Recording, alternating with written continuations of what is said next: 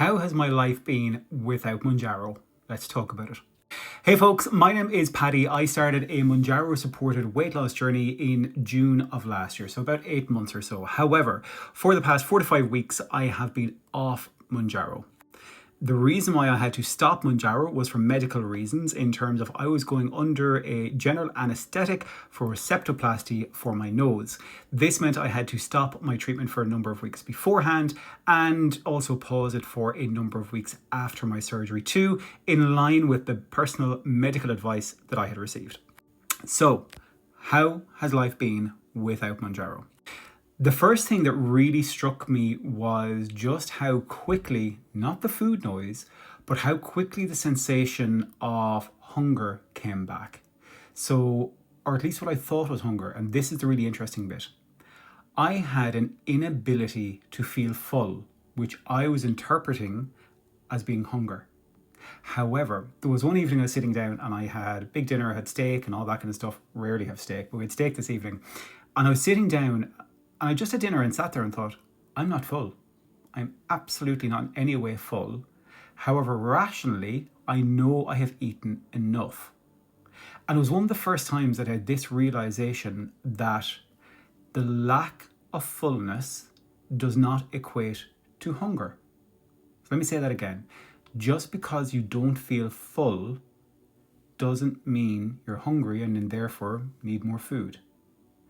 And this may sound like one of the most simplest realizations, but I think for people that have lived with that inability to feel full ever, that is something that hopefully will resonate with you. And, even 8 months into this journey, it was such an awakening for me. And I don't think I would have had that awakening if I hadn't have had to pause my medication. Then in terms of the food noise, so the other videos that I've seen here on TikTok and Instagram and stuff like that, have been a lot of people saying that, for the most part, when they stop their treatment, that food noise come back pretty quick. So this is what I was expecting, that my food noise will come back pretty quick. However, it was up until about week 3 of my last dose after medication that I started to get that sense of food noise again. I remember distinctly waking up on a Saturday morning and straight away all I could think about from there on was food again. It was like that radio, as I do describe it, in the back of my head, constantly talking about food, had been switched on again. And that was scary. Along with that inability to feel full was very scary.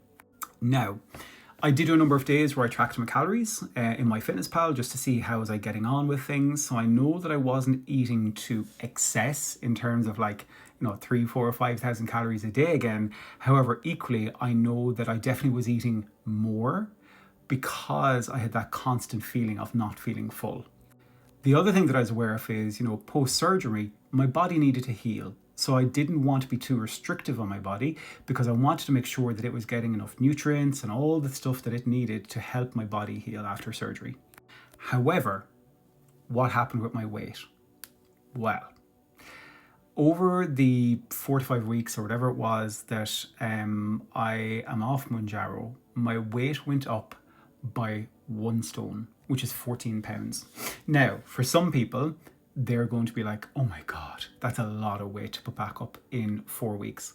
However, for those of us that have probably lived with, weight loss and weight regain time and time again, I think a lot of people will actually be like, yeah, that sounds probably right, Paddy. That's probably what I would have guessed, if not more. And equally, I know that there's people that will be like, you had to be massively overeating to regain that weight. So again, I get the laws of calories in, calories out. I'm a qualified personal trainer, so I do get how it works, trust me. However, this is where when you're in a calorie restriction, which is what every form of weight loss essentially, is a result of, your body can adapt to that. And this is what we see, whereby people might think, oh, my body needs X amount of energy, but actually it can be lesser because your body has adapted. And this is where sometimes you'll see people regaining more weight than they've lost because there could be a mismatch in the amount of food that they think that they're aiming for. And this is why it's so important to work with people like a registered dietitian and your doctor to actually ensure that you are following a treatment plan and a route that is medically supported in a bespoke way for you. Anyway, so my experience of being off Mounjaro is kind of more or less what I thought it would be. Eating more, weight regain, definitely having a sensation of, I call it hunger, but as I say, lack of feeling full pretty much all day, every day. No matter how much I ate, I still did not feel full. And this is such an eye opener to me to how life was, you know, whatever, 8, 9 months ago, and how I'd been living life every day. And a constant inability to feel full. And for people that have never experienced this, you're so lucky. You are so lucky. Because, that inability to feel full is definitely what, amplifies some people's food noise. But anyhow, that was my experience of being off Mounjaro. In terms of resuming my treatment, that is what my next update will be about. But really interesting, kind of month and a bit. And thankfully, on the plus side though, my surgery for my septoplasty, I had a deviated septum, went really, really well. Recovery is going really, really well.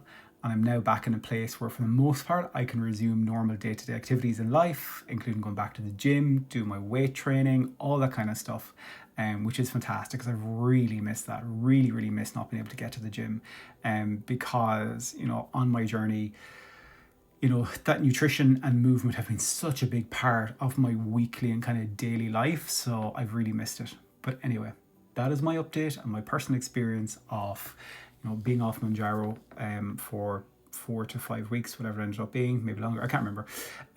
But again, nothing in this video you should take as personal medical advice for you. You should only take that from your own prescriber or doctor. And please never take medical advice off a random video on TikTok or Instagram or from a random content creator. They're not your doctor. They don't know your medical history. And mind your health.